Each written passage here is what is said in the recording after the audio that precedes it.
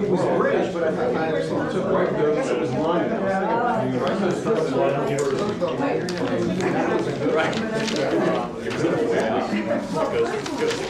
No, I ain't from 20,000 pounds. I like the small ones. I like the invisible invader. Oh yeah, I know it's so long. Come on, Mighty Joe. I know it's so long. Giant claw.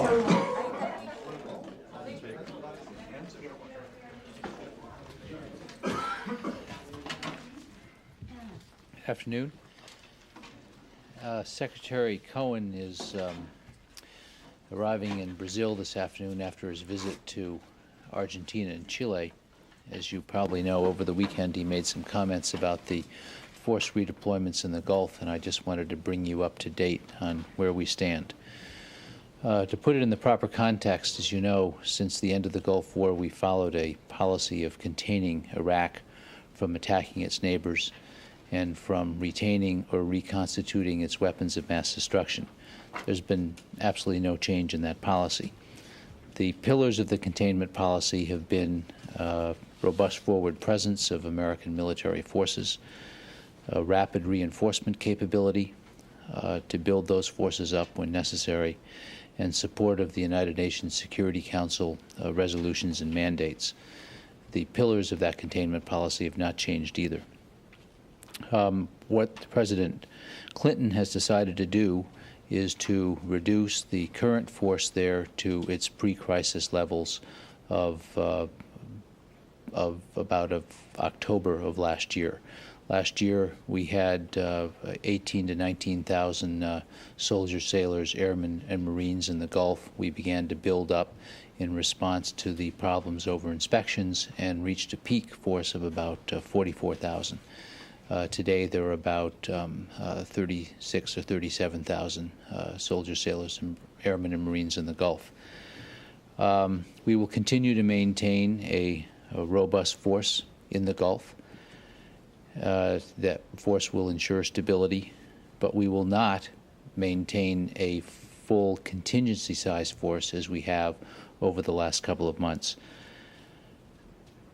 So, as you know, the Independence Carrier Battle Group is leaving the area. It's gone through the Strait of Hormuz, and it is still in the Central Command area of responsibility, but it will pass out of that area of responsibility tomorrow and head back to Japan. There will be a second carrier there, the Stennis, and we will maintain a presence of one carrier there on station in the Gulf for the foreseeable future. We also will be able to add a second carrier very quickly in a matter of days from the Mediterranean or elsewhere. Second, the Air Expeditionary Force in Bahrain will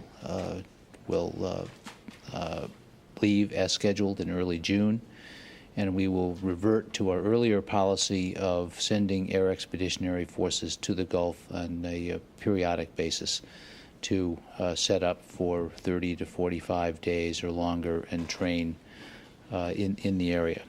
Third, we will reduce our ground troops in Kuwait by about a brigade. As you know, we surged the ground troops there to almost a division level at one point to pick up the pre-positioned equipment in Kuwait and train with Kuwaiti troops in the desert. We have an intrinsic action task force there of about 1,200 people, and that will remain. We're also leaving behind a rocket battery, an MLRS, Multiple Launch Rocket System battery, and increasing our helicopter presence there with 8 Apaches. We are also leaving behind a very powerful force of cruise missiles. It'll be about double the size of the cruise missile force before the crisis began last fall, and we have the ability to surge that to 4 times what it was last fall.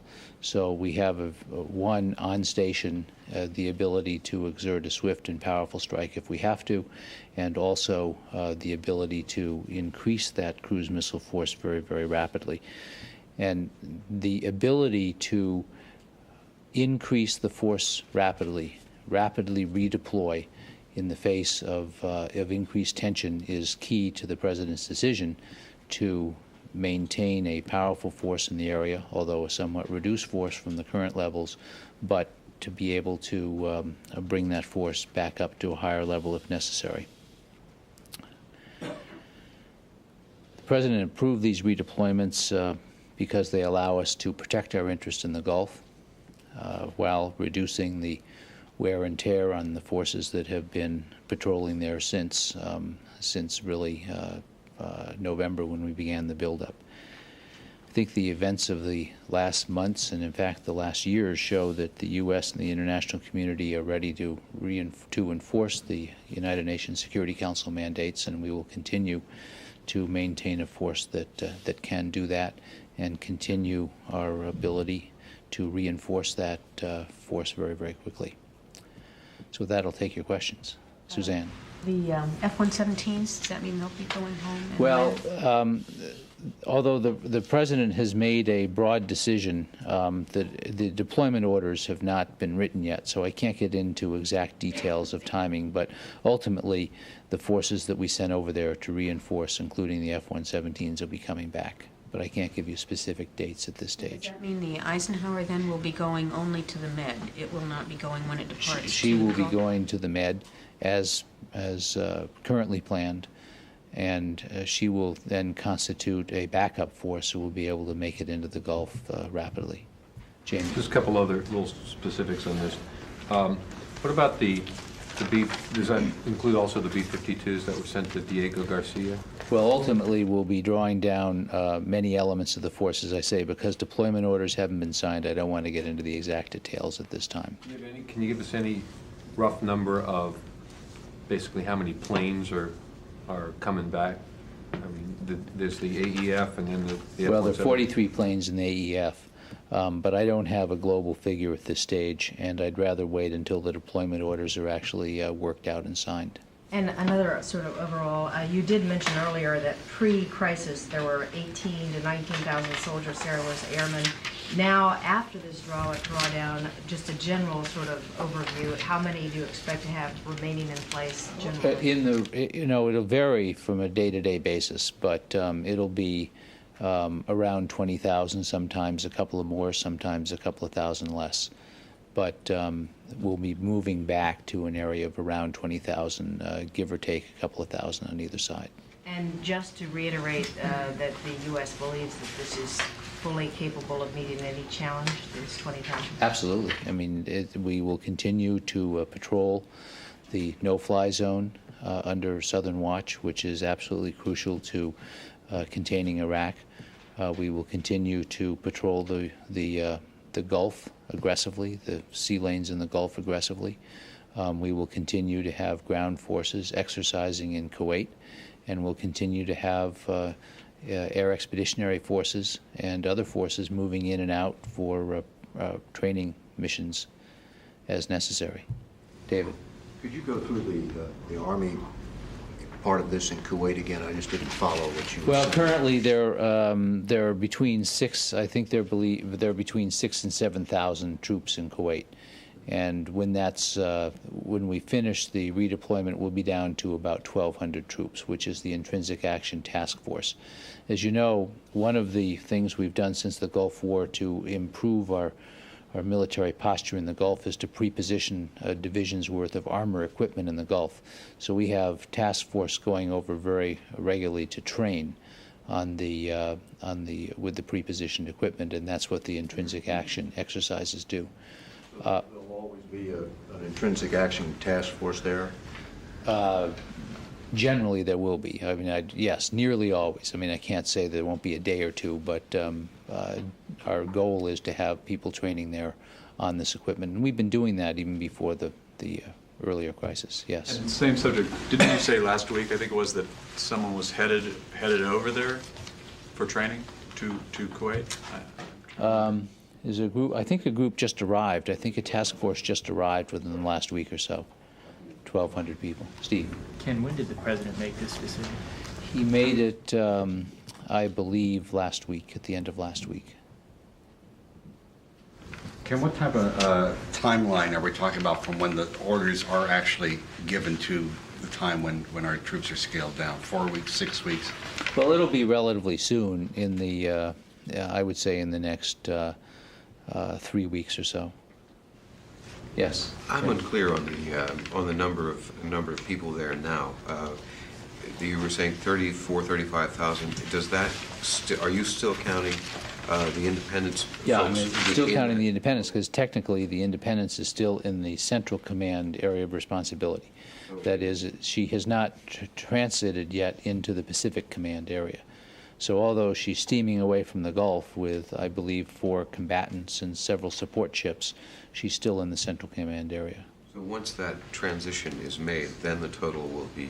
Well, that alone is about 7,000 people. I think the Independence battle group has about 7,000 people. So that'll, I think there are now about 37,000 people there, and that'll drop it down to 30,000 as of tomorrow. Right. Down to 12. Right. Yes, Dale. Before this buildup, there were occasionally gaps, time periods of several weeks or even months when we had no carrier there. Is that contemplated now, or is the decision to make sure we always have at least one? For the foreseeable future, we'll have one carrier there, at least one carrier. If Yes, the threat is I think- diminished, why the need to double the number of Tomahawks in theater?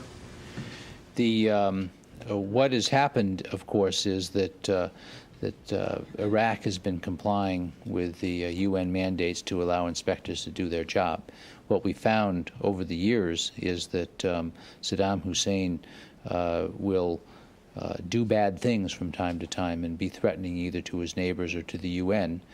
We want to be in a unambiguous situation where we're able to respond very quickly and very forcefully, and increasing the number of cruise missiles there does that. It has a ready, powerful, and very swift force on station all the time. One more on Iraq. Richard Butler, the chief arms inspector who was in Sydney, said that he will be presenting fresh evidence that Iraq is maintaining illegal weapons stores, including, he said, some recently declassified U-2 photographs.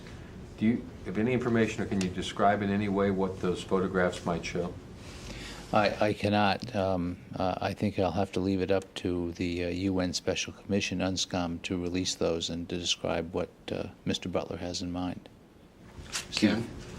Can I ask a China missiles question? Hold on, are we finished? In Just one quick Okay, let's- question. yeah. Can you give us a ballpark range on the number of crews we have in the I area? can't right now. It's a large number. And back when they were discussing the drawdown of the forces, they said another prong of the policy would be to move away from the use of using military force as a threat, to move toward something more positive than use the threatening military force. Can you elaborate on that other prong? Well, what I want to say is that our policy is unchanged. It's a policy of containment.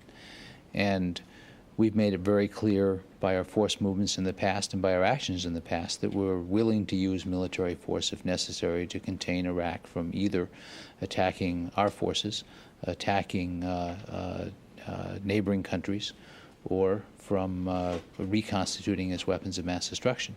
The drama now in the Gulf is whether Iraq will comply with the UN Security Council resolutions to abolish its weapons of mass destruction program. That's what the inspectors are trying to discover, what Iraq is doing with its weapons of mass destruction. One of the main ways to enforce those resolutions right now is through the economic sanctions that apply to Iraq. And I think the international community has made it very clear over the last couple of months that those sanctions will remain as long as Iraq refuses to comply with the UN mandate. And the principal mandate, although there are many others, but the principal mandate is to stop work and abolish its weapons of mass destruction program. There are many others that have to do with accounting for Kuwaiti POWs, returning equipment, etc. But the one that has really galvanized the world's attention is their weapons of mass destruction program. So in other words, if they don't abide by this, instead of rattling our sabers, we'll reinforce the sanctions. In other words, use that as the argument to get... Well, I think that that we've made it very clear in the past that we're willing to respond to provocative action by Iraq. That policy has not changed. We will do what we can to reinforce the UN's ability to do its job, and I don't want to speculate about what's going to happen in the future. I hope, since Saddam Hussein has said that he wants the sanctions lifted, I assume that means that he'll continue work to abolish his weapons of mass destruction program and let the inspectors in so they can see what progress he's making. And if he has made progress, then the UN will have to decide what to do next. Suzanne. Can you give an assessment of the Iraqi military force? Has there been any movements? Have they been relatively quiet? Any threatening actions towards anyone at all? It's been relatively quiet recently. They, as you know, back in the fall, they made public threats about shooting down Operation Southern Watch planes, about trying to shoot down U-2s flying in support of the United Nations. That bellicose rhetoric stopped last fall when we sent a carrier into the Gulf in November, and they have basically moved their forces away from a crisis posture starting in the early spring, late winter, early spring, after the UN Secretary General Kofi Annan reached the inspection agreement with Iraq. Ernie. Any violations of the northern or southern no-fly zones in the last 4 weeks? Not that I'm aware of, no. Ken, what about the smuggling? I think CENTCOM complained recently that that was on the rise again. Are we doing anything with this? Even though we're downsizing the force, are we doing anything to try to tighten up the embargo? Well, you're talking about the Maritime Interdiction Force. There was a very sharp reduction in the amount of oil being smuggled out of Iraq in the spring, in February, March, and it fell to about 10% of what the level had been in December or early January. Since then, it has risen maybe threefold from its low, but it's still maybe a third to 40% of what it was at its peak, as I recall, and that's some figures I looked at last week. I'm not aware that things have changed that rapidly since. So there is less smuggling getting through. There are a number of reasons for this. One is we are more aggressively policing the smuggling ban. And we've been boarding some ships recently. We've been doing that for a long period. I think for a while we had assigned an additional ship to the Maritime Interdiction Force. But the main reason that the shipping went down along the smuggling routes was that Iran became less compliant in allowing the Iraqi smugglers to hug the Iranian coast. And to a certain extent, they have eased up a little, but I believe the smuggling is still less than it was at its peak. Dale. How much was this decision influenced by the strain on readiness that the deployments had created within the U.S. military? Well, it was a factor, and the President has addressed that. He, a couple of days ago, noted that we ask our forces to do a lot, that they have longer deployments, and that he and his military advisors were looking at ways to reduce the strain of these deployments. But the fact of the matter is that we ought to remember what our pattern's been in the Gulf since the end of the Gulf War, and that is we've maintained a very powerful force in the Gulf. The composition of that force has varied from time to time, but it's been an extremely powerful force. That force has been made more powerful over time as we've added pre-positioned equipment, expanded Southern Watch, etc. We have always had an ability to surge that force in response to current conditions, and we did surge that force in late 1997 and early 1998 in response to the Saddam Hussein's refusal to allow the inspectors to do their job. We surged the force in October of 1994 when we had intelligence suggesting that Iraq was about to attack Kuwait again. We've surged it several other times since 1994. We have always surged it and then brought it back to a robust level, but a smaller level. And that's what we're doing this time. So I think everybody anticipated that at some point after the inspection crisis was over, we would reduce the force to a more reasonable level. What we've done here is, while reducing the force, have actually strengthened our rapid strike capability by dramatically increasing the number of cruise missiles we have in the theater. Yes, Tony? Will the F-117s be brought back as part of the drawdown? Eventually they will, but I don't have anything specific on that now. J-Stars also, will that stay as a key asset in the theater, or will that be brought back? I can't get into the details because the deployment orders haven't been signed. Yes. On the cruise missiles, to follow up on Jamie's question, he asked about Diego Garcia and the B-52s with cruise missiles there. Are you talking about naval cruise missiles primarily, or are you talking about both? Well, largely about naval cruise missiles. And could I ask, why did the Independence Battle Group, why was its departure date, it seems actually moved up? Because I think the 27th was the date for departure, and then... Well, I think the 27th was always the date for a departure out of the Central Command area of responsibility, and that's basically when she passes by India. So this is the scheduled departure? Yes. Yes. Well, as you know, she's going back to Japan and then to the U.S. to be decommissioned, and she'll be replaced by the Kitty Hawk in Japan. Can you just get us later those some sort of rough number on the number of cruise missiles, since you've made such a point about saying they would double and I can't promise that I'm going to be able to give you any figures on the cruise missiles. Is it possible to explain to the average person why, if you're not increasing the ships there, how you're possibly doubling the cruise missiles if they're largely naval cruise missiles? Well, you could put more cruise missiles on each ship. Or So you could have different ships. That's what you're doing. But is you could have ships carry more cruise missiles. That would be the easiest way. Steve? Yeah, a question, if you could solve some confusion in my mind over the shipment of the satellites when they go to China. Does the Department of Defense guard these satellites still from the time they leave the U.S. until they're blasted off? My understanding is that there is a chain of custody for this for these satellites that go over there, and we have people there on the ground during the setup period and actually until the launch takes place. When you say we, you mean the Defense Department? The Defense Department does, yes. Jamie. Just another question on China. There's a report in the, I guess it was the London Daily Telegraph over the weekend, that Iran had concluded a secret deal with China to get chemicals that could be used for the production of nerve gas. Do you have any comment on that at all? I don't. Do we have any evidence to suggest that's true?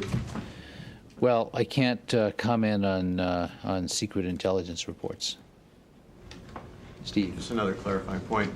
Did that chain of custody get affected at all when responsibility went from the primary responsibility for these things went from the Defense Department over to Commerce Department? One of the conditions is that there are Defense Department people on the ground watching these, sort of monitoring what happens there, and my belief is that the chain of custody was not changed. That what was primarily changed was the licensing authority. David? There was a report in the Washington Times that NSA and DISA are investigating that failure of the beeper satellite to see if it was knocked out by hackers. Do you know if that's true? I'm afraid I don't. I'll try to find out. Yes? I have a question on the article yesterday in the Post regarding Colombia. Could you explain to us exactly the JSET program and how does that apply to Colombia? Sure. First of all, let me give you a broad overview of the JSET program. It is a fairly important program to train our Special Operations Forces. JSET stands for Joint Combined Exchange Training. And we conduct such training all around the world. In fiscal 1997, we conducted training, such training in 101 countries. The fundamental requirement of this joint combined exchange training is that we derive greater benefits from it, the majority of the benefits from the training, as opposed to the host country. This is training that's designed to help our special operating forces improve their language facility. As you know, all special forces are supposed to be fluent in another language. It's to give them an opportunity to learn about the geography, topography of other nations, and to build up relationships with the military in other nations in case they're called upon to do hostage rescue operations or evacuations of American citizens or other or peacekeeping work or help training with forces of other nations. So this is a program that has been going on for some time, and it's a very extensive worldwide program and one that's fundamental to training for the Special Operations Forces. I should also point out that all JSET missions, as they're called, are reported to Congress every year. So there's nothing secret about this program. It's a program that is made very very public to Congress every year. In Colombia, we have had JSET programs going on for several years, but it's actually a relatively small part of our overall military involvement in Colombia. In the current fiscal year, which is fiscal 1998, we plan to have 6 JSET missions in Colombia involving 32 people, a total of 32 people in 6 missions. That is dwarfed by our counter-narcotics program in Colombia, which will involve 18 separate deployments involving 252 people in Colombia. Now, the counter-narcotics program is under another program. It's separate from the JSET program. And in Colombia, we have worked on counterterrorism training with Colombian forces, and we've also worked on hostage rescue training with Colombian forces. I think that anybody who's followed the kidnappings in Colombia recently can appreciate that hostage rescue training is something that is worth doing in Colombia and could be helpful to American citizens in that country. The JSET training has been suspended temporarily during the current election campaigns in Colombia, but my anticipation is that it will start again after the campaign's over. Do you have any mechanisms set up to make sure that the soldiers that you might be training with under the JSET program, in other words, the Colombian soldiers, have not been involved in the past with any type of human rights violations, which seem to be some of the preoccupation even of the Clinton administration?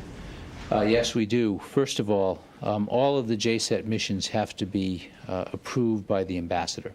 So there is an in-country stamp and review of the programs. They're also all approved by the Special Operations Command in Tampa, Florida, and we are now creating a new approval level at the Office of the Secretary of Defense that will be done in this Special Operations Low Intensity Conflict Area. SOLIC, it's called. In addition, we follow the State Department's human rights rules in designing these programs and picking the people who will participate in the programs, and then also in selecting the curriculum for the programs. We make it very clear that it's important for military organizations to follow human rights rules and to follow the rule of law. So we do make an effort to make sure that the training is limited in its scope, that it benefits American forces, and that we are working with people who are not have not been involved in human rights abuses in the past. Suzanne. When was this new level of oversight instituted? Well, it's in the process of being instituted now, and I'm not sure it's up and running, but I think it will be in the next month or so. That would be then the Assistant Secretary for Special Operations will have to Right. give his stamp as well? Right. Yes. Talking about the number of trainers in Columbia, that's sort of a moving target. It goes up and down, and it's sometimes hard to see a trend. Do you have a current number, and is there a trend? I mean, the current number of people right there in Columbia, it does go up and down depending on what we're doing. A lot of, it ranges generally from 175 to 275 at any given time. And the latest figure I have is for the end of March, and it was 216. I'll try to get a more updated figure. Now, a lot of these people actually run or maintain radar stations in Columbia. That's one of the main tasks of American officials. Ernie. New topic? Oh, just a clarification. Why don't you decide this third level of oversight for the JSET programs? I mean, why, if you already have an ambassador signing off and the command in Florida signing off, why did you need a third? Secretary Cohen felt that in light of the growing congressional interest in the program, and there has been increased congressional interest in the last several months, particularly related to Indonesia and now Colombia, that it was appropriate that he have somebody in his immediate office, in the Office of Secretary of Defense, monitoring this program. It's no lack of confidence or lack of support for the Special Operations Command. It's just an effort to have a central clearinghouse right here in Washington, make it easier to get information about the program, to answer congressional questions, and easier for him to find out what's happening. When did he make that decision? I said he made it, I would say, 2 or 3 months ago. It might have been less, and it should be up and running in the next month or so. Related question, what do you say to people on the Hill who say when they try to clamp down on IMAT or change IMAT, then you go to JSET and, as a way around it? Is that... Well, they're entirely separate programs. And the JSET program is designed specifically to help us train our own special forces in ways that are valuable to us and valuable to people in other countries as well. This clearly is a program that foreign militaries find beneficial because they invite us to come in and do these programs in 101 countries in fiscal 1997. But it's mainly something that helps our forces learn to do the jobs they may be called upon to do around the world. Yes, Jim. Could you address the broader point? When you listen to the critics of JSET in Indonesia and in other countries, the gist of the criticism seems to be that having U.S. forces train with other forces gives some sort of endorsement, some sort of Washington approval to these forces, some of which later turn out to be involved in or accused of being involved in unsavory activities. Does this carry some sort of message of approval from Washington of these units, or is that the perception? We believe that this training is important for a number of reasons, and the primary one is that it trains our forces to do jobs they may be called upon to do around the world. In addition, we think it is a way for our forces to work shoulder to shoulder in parachute training or hostage-taking training or counterterrorism training with other forces, and in so doing, to teach them the values that we think are important to our military and that we think help make our military the best in the world. One of those values is respect for human rights, and we stress that in our training when we deal with other forces. I think that it should be obvious that you have a better ability to convey that message if you have communications with other forces than if you don't have communications with the other forces. And I think also that that message is frequently more convincing when it comes military to military than when it comes through other channels to the military. And we believe that that's been one of the valuable aspects of this training. It's something that we watch, and it's something that we care a lot about. Yes, Ernie. Have you been contacted by Ken Starr's office and in recent days, and if so, about what? I don't think I want to get into issues about my legal history or lack of legal history. Yes. About JSET program, is there some program with Japanese Defense Forces?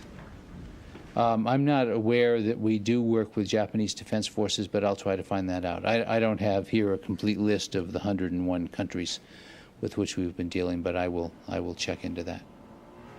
Yes, Jamie. I read in the New York Times today that in Japan, a driver for the Aum Shinrikyo cult testified apparently some months back that he took part in an attempted germ attack on several locations around Tokyo, including the U.S. naval base at Yokosuka.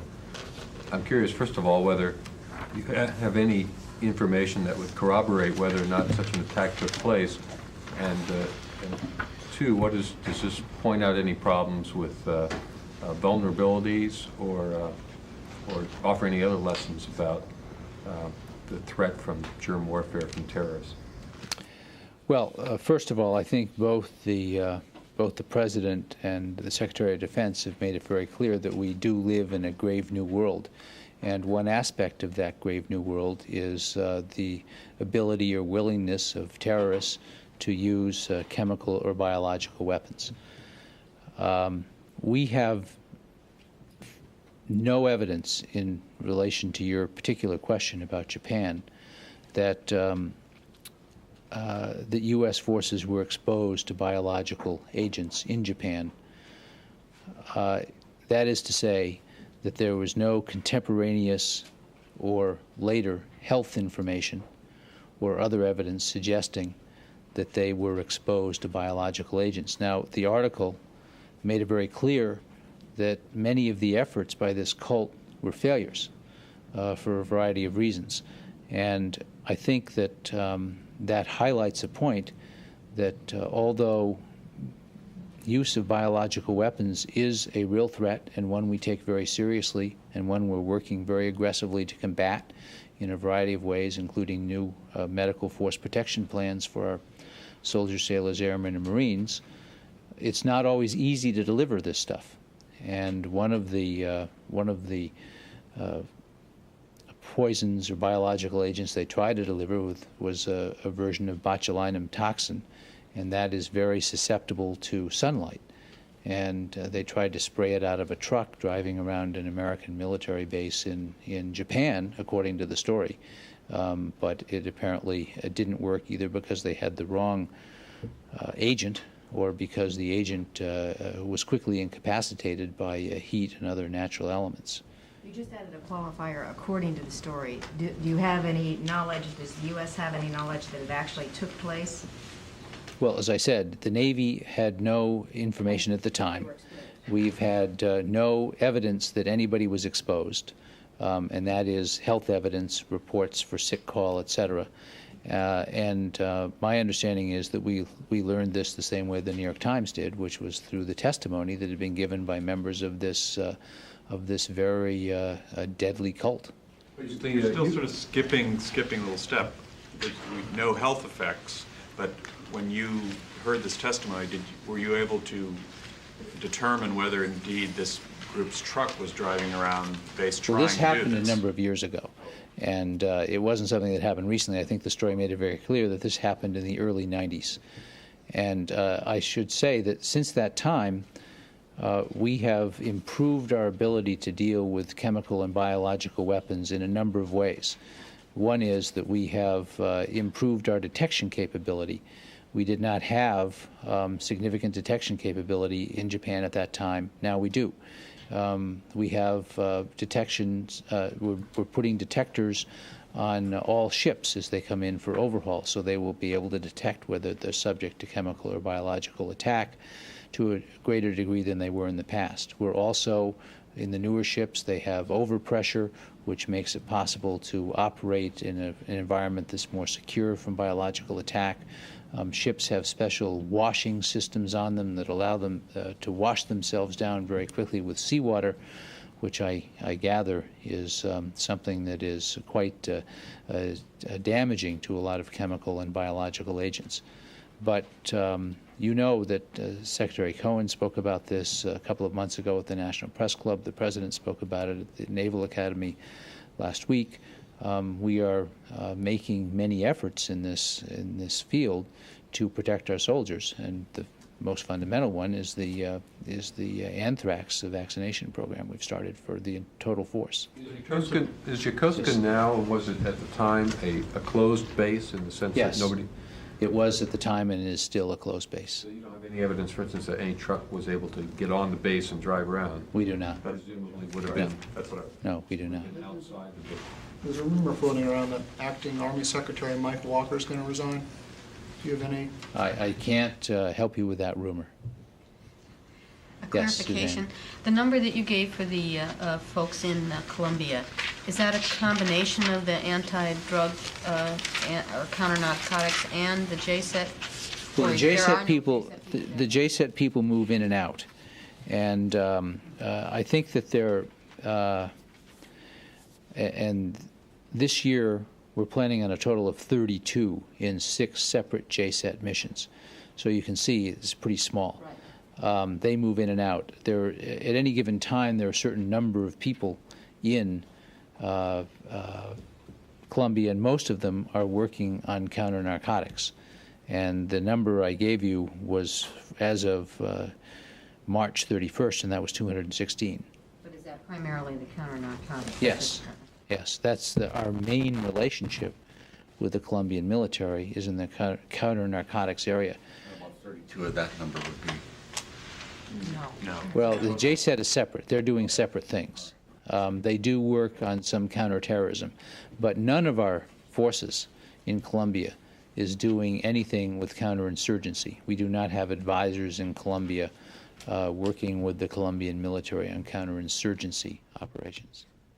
Just a clarification of the 32 number. You mean 32 people altogether for the next year? So we divide 6 into 32 and get the rough average number of people per mission? Is that? Yeah, yeah, approximately 5 1/3 people per mission.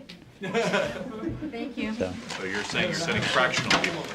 Bill, this could be at my own peril, but I'll take one more question from you. Yes. The Saudis have said, come to the conclusion that the investigation of Khobar bombing is over and that nobody except Saudis were involved in it. And I see the Saudis sending their foreign minister to Iran, to Tehran today. I just would ask, certainly those explosives had to come from somewhere outside of the country, and there's been a lot of indications that the Iranians were helpful in financing it. What do you have a reaction to that? My reaction is the reaction I give you every time you ask me such a question, which is the Justice Department is still investigating this, and they're the people who should talk about the progress on the investigation. Well, they're not going to get it. Thank you. Sure.